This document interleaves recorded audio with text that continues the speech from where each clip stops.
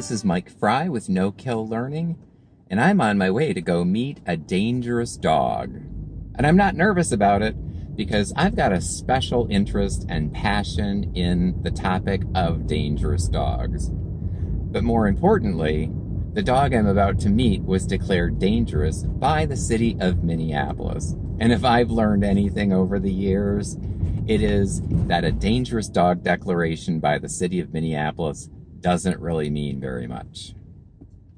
Stick with me and we'll see what we see. Hey, Kiddy, do you see any dangerous dogs around here?